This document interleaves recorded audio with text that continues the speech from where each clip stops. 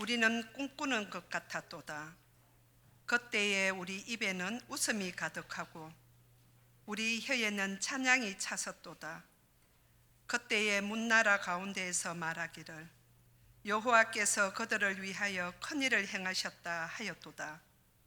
여호와께서 우리를 위하여 큰일을 행하셨으니 우리는 기쁘도다. 여호와여, 우리의 포로를 남방 시내들 같이 돌려보내소서. 눈물을 흘리며 씨를 뿌리는 자는 기쁨으로 거두리로다. 울며 씨를 뿌리러 나가는 자는 반드시 기쁨으로 그 곡식단을 가지고 돌아오리로다. 아멘. 이 시간 귀한 말씀 전해주실 목사님 잠시 소개를 드리겠습니다. 목사님께서는 대구 동신교회에서 부목사로 수고하셨고 워싱턴 예수사랑 장로교회에서 교육목사로 섬기셨다가 서울 충현교회 부목사로 섬기시다가 한 3년 전에 경대병원 앞에 있는 수산교회 담임 목사님으로 오셨습니다. 예, 목사님 나오실 때 환영의 박수 부탁드리겠습니다.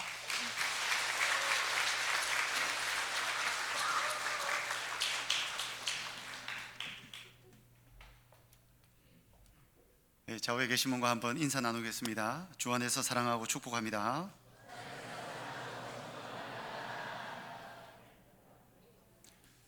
저희 교회 홈페이지에서 제 뒷조사를 자세하게 하신 모양입니다.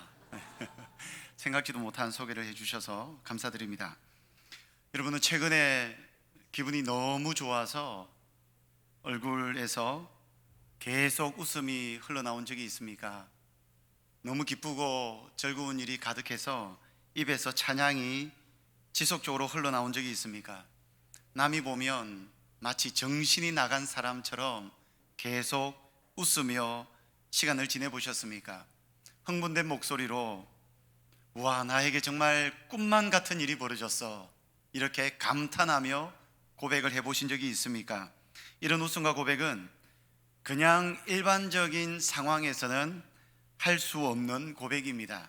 이 고백은 굉장히 어려움을 겪는 중에 앞뒤 좌우 위아래가 꽉 막힌 중에 한 줄기 빛도 발견하지 못해 암흑 가운데 살아가다가 갑작스럽게 은혜를 경험했을 때 이런 웃음과 즐거움과 기쁨의 고백을 할 수 있는 것입니다. 예를 들면 오랜 기간 동안 암투병을 하다가 완치 판정을 받았을 때 그 기쁨은 말로 다 할 수가 없죠. 불임으로 고난당하다가 기적적으로 아기를 잉태하고 출산하여 내 품에 안았을 때 그 감격은 말로 다 할 수가 없습니다. 취업에 번번이 실패하다가 드디어 원하는 회사에 취업이 되었을 때 굉장히 감동스럽죠. 그러니까 소위 말해서 이런 찬양과 즐거움과 웃음은 죽다 살아나 본 사람만이 보여줄 수 있는 반응입니다. 저는 현재 고등학교 3학년 아들을 두고 있는데 이 아들이 태어났을 때 병원에서 이 아들을 가슴에 안고 펑펑 울었던 기억이 있습니다. 물론 아이가 태어나면 부모가 감동해서 눈물을 흘릴 수 있죠. 그런데 아이를 제 품에 안겨준 간호사가 봐도 뭘 저렇게 유난스럽게 울고 감정적으로 저렇게 보일 필요가 있는가 싶을 정도로 대성통곡하며 눈물을 흘리며 울었습니다. 왜냐하면 저에게 그 눈물에는 의미가 있기 때문입니다. 저에게는 첫째 아들이 있었고 고난 중에 그 아들을 먼저 천국에 보낸 경험이 있습니다.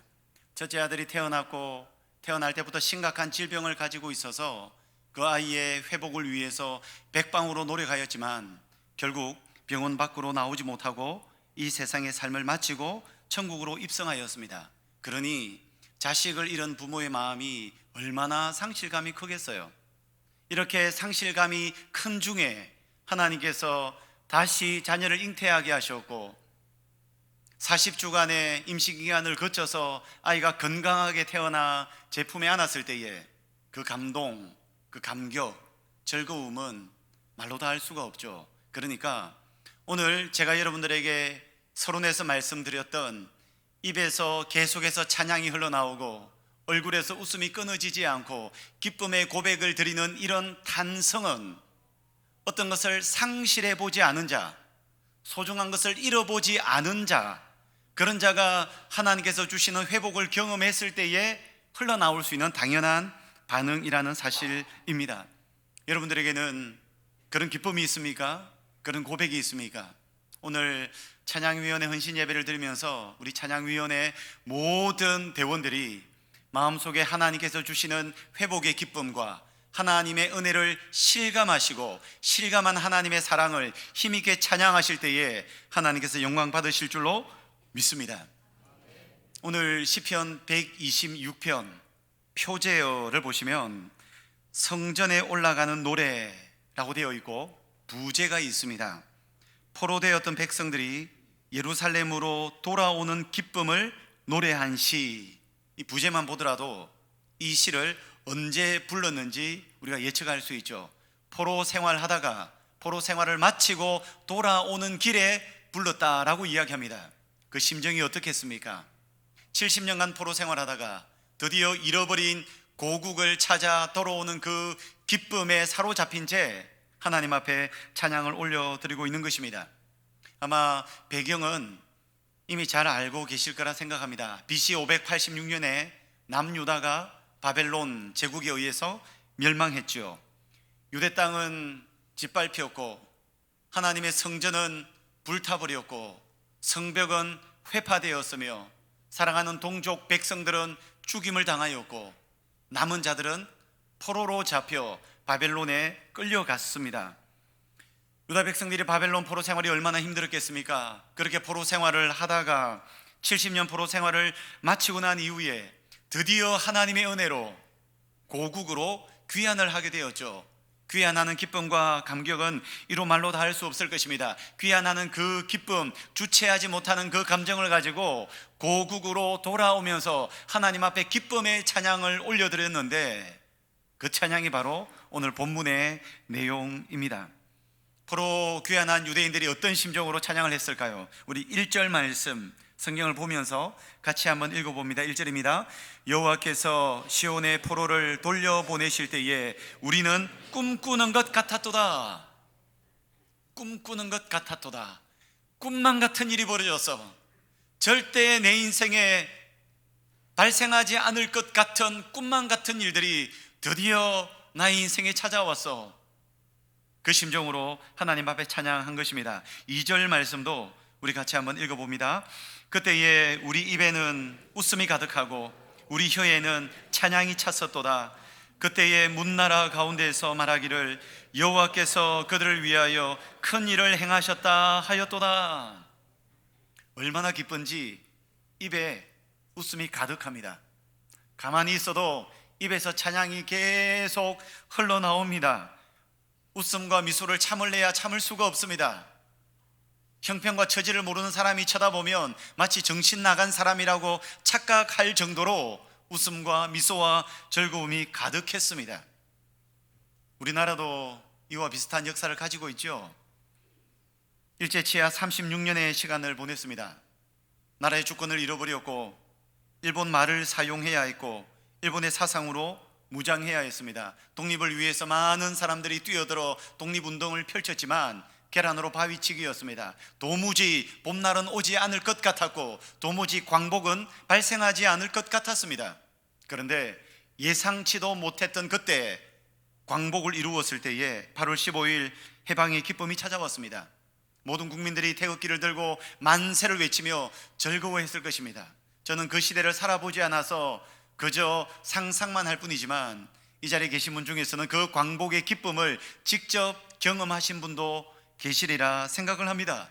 30년 넘도록 주권을 잃어버리고 식민지 생활했던 그 고달픔, 아픔, 상처가 깊었던 만큼 회복되었을 때에 그 즐거움은 말로 다 할 수 없는 기쁨이었겠죠.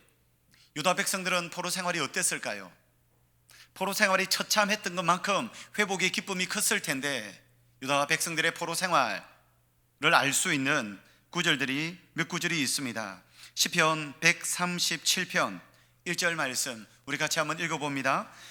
우리가 바벨론의 여러 강변 거기에 앉아서 시온을 기억하며 울었도다. 유다 백성들이 바벨론으로 포로로 끌려가는데 바벨론의 남쪽 저지대에 위치한 뜨거운 늪지대에서 강제 노동을 하며 시간을 보냈습니다. 팔레스타인의 산악 기후에 길들여져 있던 그들이 뜨거운 늪지대에서 고된 노동을 하니 인생이 정말 죽을 맛이었을 것입니다. 그들의 이 포로 생활 중에 할 수 있는 유일한 것은 시온을 기억하며 예루살렘을 생각하며 그들의 고향을 떠올리며 눈물 흘리는 것 외에는 아무것도 없었습니다.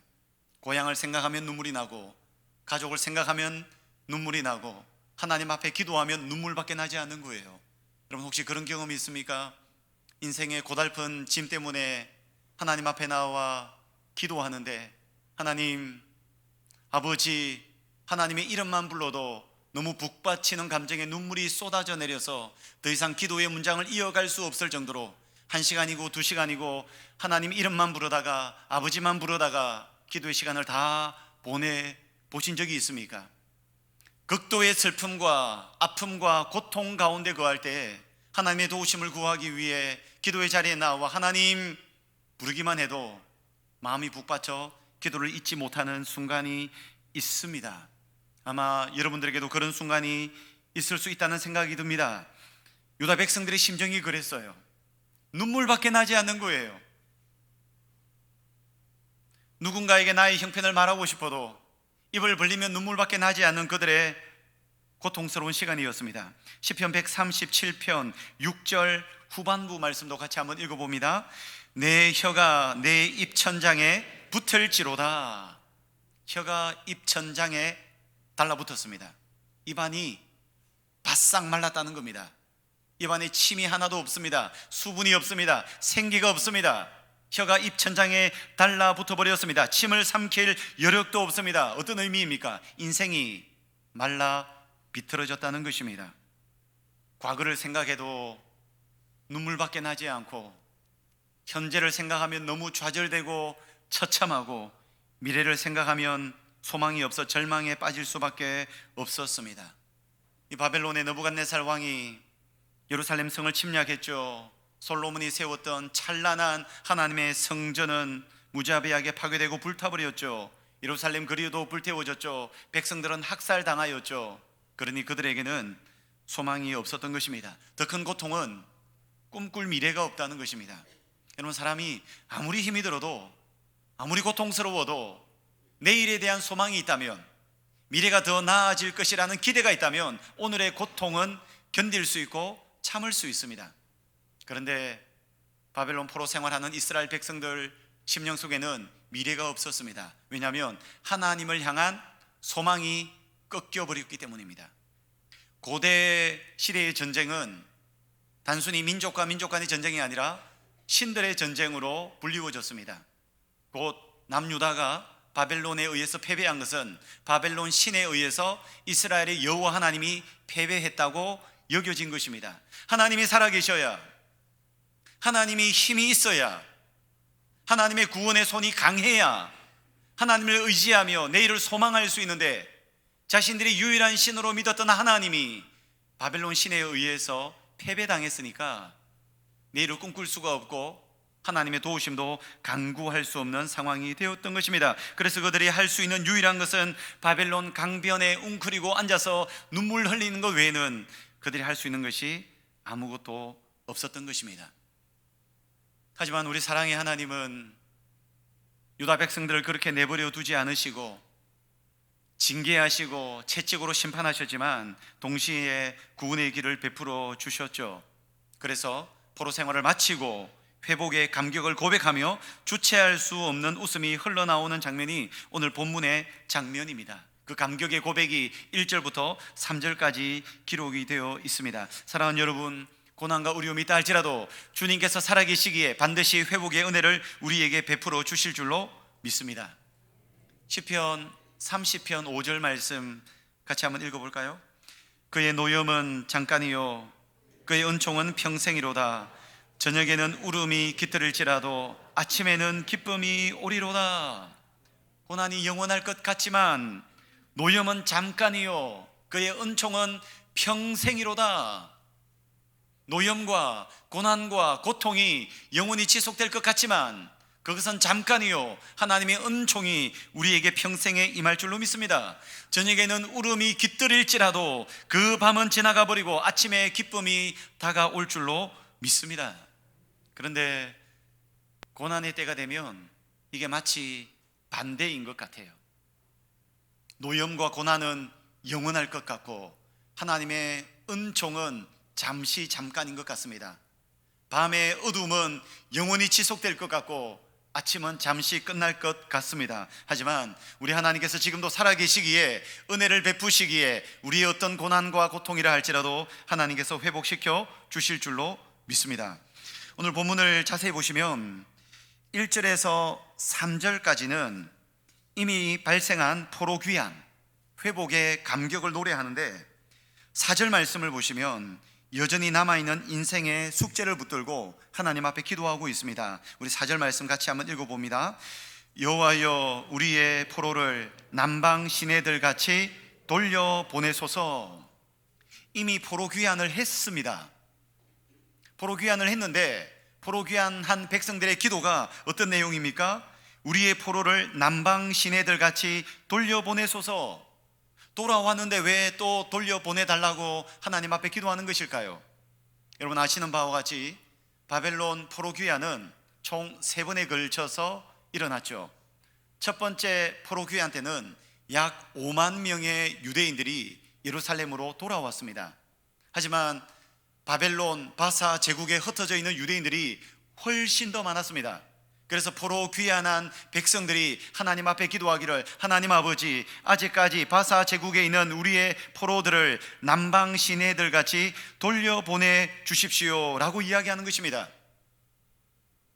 이미 구원을 받았지만 구원이 완성되지 않았습니다. 여러분 한 번쯤 하나님 나라의 임의와 아직에 대한 이야기를 들어보셨을 겁니다. 영어로 already, not yet. 이미 하나님 나라가 임하였지만 아직 완성되지 않았습니다. 이미 구원을 받았지만 아직 구원이 완성되지 않았습니다. 포로 귀환에서도 나타나죠. 이미 하나님 앞에 구원을 받아 포로 귀환을 하였지만 아직까지 유다 백성들이 바사 제국에 많이 흩어져 있었습니다. 그래서 그들이 돌아오게 해달라는 요청을 하나님 앞에 기도를 하는데 4절에 보시면 여호와여 우리의 포로를 남방 시내들 같이 라고 하죠. 남방 시내들. 이 남방 시내들은 네게브라는 지역을 일컫는 표현입니다. 네게브, 유대 땅의 광야를 이야기합니다. 불모지 땅을 이야기합니다. 바짝 말라 비틀어진 상태를 말합니다. 도무지 생명이 살 수 없는 땅처럼 보이는 곳이 네게브, 남방 시내들인데 아브라함과 이삭이 여기에서 살았죠. 그 네게브 지역은 연평균 강수량이 100에서 300mm 정도라고 합니다. 우리나라 연평균 강수량이 1200mm 정도 되니까 많게는 10배 가까이 차이가 납니다. 비가 오지 않으니 그 땅이 불모지이고 말라 비틀어져 있고 생명이 살 수가 없는 거예요. 그런데 신기하게도 네게브 지역에 비가 오기만 하면 일순간에 그 땅은 찰진 진흙으로 바뀐다고 합니다. 비가 안 오면 불모지 땅인데 비가 오기만 하면 찰진 진흙이 되어서 생명이 금방 살아난다고 합니다. 그래서 이 네게브 지역에 살았던 아브라함과 이삭은 항상 하늘을 바라보았습니다. 하늘을 바라볼 때 비가 내리면 그 땅에 생명력이 있기 때문에 하나님 비를 내려주시고 생명을 허락하여 주시옵소서. 그래서 늘 하늘만 바라보았습니다. 하나님께서 하늘의 문을 여시면 놀라운 기적이 일어났던 것입니다. 여러분 우리의 삶도 네게브와 비슷한 면이 있죠. 1절에서 3절과 같이 구원의 은혜, 구원의 기쁨, 구원의 감격을 누릴 때가 있습니다. 하지만 우리가 살아가는 이 세상은 완성된 천국이 아니기 때문에 구원을 받았으나 네게브에서 살고 있는 우리는 여전히 연약함과 결핍과 어려움이 우리의 삶에 지속적으로 발생하고 있습니다. 이때 우리가 주님 앞에 올려드려야 할 기도가 무엇일까요? 오늘 본문 4절에 유다 백성들이 남겨진 백성들을 돌려보내달라고 구원해달라고 주님 앞에 기도하였던 것처럼 네게이브 땅에 살아가는 우리는 하나님 앞에 기도할 때 주님께서 은혜를 우리에게 더해 주실 줄로 믿습니다. 네게이브 땅에 살다 보면 앞뒤 좌우가 막혀 있는 것처럼 느껴질 때가 있어요. 그러나 동서남북 사방이 막혔다 할지라도 하늘은 언제나 열려 있는 줄로 믿습니다. 하늘의 하나님을 향하여 두 손을 높이 들고 하나님의 도우심을 간구하며 기도할 때 온전한 회복의 역사가 나타날 줄로 믿습니다. 그러니까 오늘 본문에 포로 귀환한 유다 백성들은 자신들이 귀환하면서 기쁨과 감격의 찬양을 올려드리면서 동시에 인생에 아직 남겨진 숙제를 위해서 하나님 앞에 기도하는 것입니다. 이것이 여러분들의 삶의 고백이 되기를 소망합니다. 베풀어 주신 은혜를 생각하며 하나님께서 역사하신 은혜를 돌아보며 그 사랑에 감격하여 입에 웃음이 가득하고 혀에 찬양이 가득 차며 하나님을 찬양하시면서 동시에 남겨진 우리 인생의 숙제를 가지고 주님 앞에 기도할 때 하나님은 반드시 은혜를 베푸실 줄로 믿습니다. 이제 본문의 가장 중요한 말씀인데요, 5절과 6절 말씀 우리 자막 보면서 같이 한번 읽어봅니다. 눈물을 흘리며 씨를 뿌리는 자는 기쁨으로 거두리로다. 울며 씨를 뿌리러 나가는 자는 반드시 기쁨으로 그 곡식단을 가지고 돌아오리로다. 5절과 6절을 읽었는데 우리는 5절, 6절을 통해서 어떻게 1절에서 3절의 기쁨의 고백을 할 수 있었는지 이유를 발견할 수 있습니다. 5절과 6절이 있었기 때문에 1절과 3절에 감격스러운 고백이 있는 것입니다. 여러분 인생에 감격스러운 찬양과 고백이 넘치기를 원한다면 먼저 우리에게 5절과 6절의 자세, 태도가 우리에게 필요합니다. 그들이 무엇을 하였습니까? 눈물을 흘리며 씨를 뿌렸다는 것입니다. 여러분 기쁨의 추수는 씨 뿌림 없이는 불가능합니다. 근데 이 씨 뿌림은 눈물의 씨 뿌림이라고 시편에서 기록하고 있죠. 여러분 바벨론 포로 시대 누가 눈물로 씨를 뿌렸습니까? 포로 생활하는 중에서도 유다 백성들 중에서는 상당수가 하나님 앞에 눈물을 흘리며 신세 한탄만 한 것이 아니라 하나님 앞에 구원의 회복을 위하여 기도했던 눈물로 씨를 뿌린 자들이 있습니다. 대표적으로 다니엘이 있죠. 다니엘은 바벨론에서 바사에서 식민지의 압제 중에 그가 서 있는 자리에서 하나님을 향하여 매일마다 창문을 열고 하나님 앞에 기도했죠. 다니엘서 6장 10절 말씀 우리 같이 한번 읽어봅니다. 다니엘이 이 조서에 왕의 도장이 찍힌 것을 알고도 자기 집에 돌아가서는 윗방에 올라가 예루살렘으로 향한 창문을 열고 전에 하던 대로 하루 3번씩 무릎을 꿇고 기도하며 그의 하나님께 감사하였더라. 이런 다니엘과 같은 자가 있기 때문에 회복의 감격의 고백을 할 수 있는 겁니다. 하나님 앞에 기도하는 행위를 하면 사자굴에 집어넣어서 사자의 밥이 되겠다고 협박하고 겁박할지라도 예루살렘을 향하여 창문을 활짝 열고 다른 사람들이 다 볼 수 있도록 두 손을 높이 들고 하루에 3번씩 하나님 앞에 기도했다고요. 누군가는 눈물의 기도의 씨를 뿌렸기 때문에 회복의 감격의 역사가 나타날 수 있는 겁니다. 눈물로 씨를 뿌리지 않고 기쁨의 단을 결코 거둘 수 없는 것이 성경의 원리인 줄로 믿습니다. 다니엘 뿐입니까? 느헤미야는 어떻습니까? 느헤미야도 유대인입니다. 바사 제국의 술 맡은 관원이었죠. 느헤미야가 예루살렘 소식을 들었을 때 어떻게 반응하였습니까? 느헤미야 1장 4절 말씀 같이 한번 읽어볼까요? 내가 이 말을 듣고 앉아서 울고 수일 동안 슬퍼하며 하늘의 하나님 앞에 금식하며 기도하여. 느헤미야는 예루살렘에 가본 적이 없는 사람입니다. 예루살렘에서 태어난 유대인이 아닙니다. 유대인이지만 바사 제국에서 태어났습니다. 그런 느헤미야가 예루살렘 소식을 듣고 어떻게 합니까? 금식합니다. 눈물을 흘립니다. 하나님 앞에 기도합니다. 느헤미야 1장을 보면 지독하게 하나님 앞에 기도하며 눈물의 씨앗을 뿌렸다는 것을 확인할 수 있습니다. 그러니까 여러분 오늘 본문 1절에서 3절까지 나타나는 회복의 감격스러운 고백은 그냥 발생한 것이 아니라 누군가는 고난 가운데 눈물의 씨를 뿌렸기 때문인 줄로 믿습니다. 바벨론에서 다니엘이 느헤미야가 그랬죠. 그뿐입니까? 에스겔 제사장도 포로로서 얼마나 눈물의 씨를 많이 뿌렸습니까? 에스겔 또한 늪지대에서 강제 노동에 동원되어 힘든 삶을 하루하루 살았지만 하나님 앞에 기도하였고 하나님 앞에 말씀을 받아 백성들에게 부지런히 말씀의 씨를 뿌렸습니다. 그러기에 기쁨의 추수를 할 수 있었던 것입니다. 여러분, 갈라디아서 6장 7절에서 9절 말씀 우리 자막 보면서 같이 한번 읽어봅니다. 사람이 무엇으로 심든지 그대로 거두리라. 자기의 육체를 위하여 심는 자는 육체로부터 썩어질 것을 거두고 성령을 위하여 심는 자는 성령으로부터 영생을 거두리라. 우리가 선을 행하되 낙심하지 말지니 포기하지 아니하면 때가 이름에 거두리라. 때가 이르면 반드시 거두게 될 줄로 믿습니다. 심는 대로 거두는 것입니다. 눈물의 씨를 뿌리면 기쁨의 단을 거두게 될 줄로 믿습니다. 눈물의 씨를 뿌리지 않고 기쁨의 단을 소망하고 기대한다면 그것은 헛된 망상입니다. 하지만 도무지 불가능해 보이는 현실 앞에서도 그 하나님을 향하여 소망을 가지고 눈물의 씨를 뿌리면 그것은 헛된 망상이 아니라 소망이 되는 줄로 믿습니다. 그리고 하나님의 때에 하나님의 방식으로 반드시 일하실 줄로 믿습니다. 여러분, 콩 심은 데 무엇이 납니까? 콩이 나죠. 팥 심은 데는요, 팥이 납니다. 눈물의 씨를 뿌리면 하나님께서 기쁨의 단을 거두게 하실 줄로 믿습니다. 어떤 고난과 절망 가운데 있다 할지라도 우리에게는 하나님께서 살아계시기에 소망이 있는 줄로 믿습니다. 저희 가정 이야기를 잠시 하겠습니다. 저에게는 누나가 한 명 있는데 참 예를 많이 먹이는 누나였어요. 저희 집안이 어릴 때부터 좀 엮이는 가정이었습니다. 아버지는 알코올 중독자셨고 도박하시고 그냥 집안이 엉망진창이었습니다.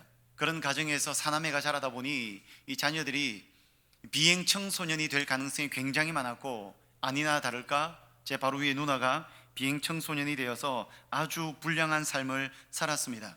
고등학교를 졸업하는 것이 기적이다 싶을 정도로 불량한 삶을 살았는데 늘 10대 소녀였음에도 술과 담배에 찌들어 있었고 성인이 되어서도 얼마나 방황을 많이 했는지 몰라요. 방황을 해도 곱게 방황을 하면 될 텐데 극단적 방황을 하였습니다. 자살 시도를 몇 번이나 하였는데 지켜보다 못한 어머니가 이대로 뒀다가는 딸을 잃어버릴까 봐 딸을 붙들고 정신병원에 강제 감금시킨 것이 몇 번이었습니다. 이렇게 겨우겨우 생명을 유지하며 하루하루 살아가고 있는데 나중에 결혼하겠다고 남자친구를 데리고 왔어요. 그런데 제가 경남 진주 출신인데 진주시의 현역 깡패를 데리고 온 거예요. 마침 결혼하겠다 데리고 온 남자친구를 데리고 온 날 저희 집에 담이 무너져서 담 보수 공사를 하고 있는데 이 남자친구가 점수 좀 따겠다고 일을 도와주겠다고 하며 우통을 벗고 일을 돕는데 우통을 벗었는데 세상에 등에 막 용이 몇 마리가 있고 뱀이 몇 마리가 있고 와, 문신이 있더라고요.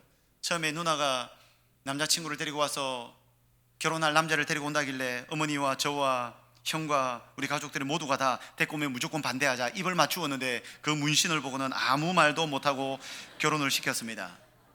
맞을까봐 겁이 났죠. 아버지가 계시지 않고 아버지가 워낙 제가 어리실 때 돌아가셨기 때문에 집에서 가장이 이런 것을 잡아줄 분이 없었습니다. 결국 그렇게 결혼을 시켰죠. 얼마 지나지 않아 이혼을 하였습니다. 너무 많이 두들겨 맞고 병원에 입원을 하고 폭력 남편이었기 때문에 살 수가 없어서 이혼을 하였고, 이혼하고 난 이후에도 누나의 방황은 끝이 없었습니다. 저희 아버지가 알코올 중독자라고 말씀드렸잖아요. 도박하였거든요. 집안을 싹 다 날려먹고 제가 태어날 때부터 기초생활수급자에서 20살이 될 때까지 살았습니다.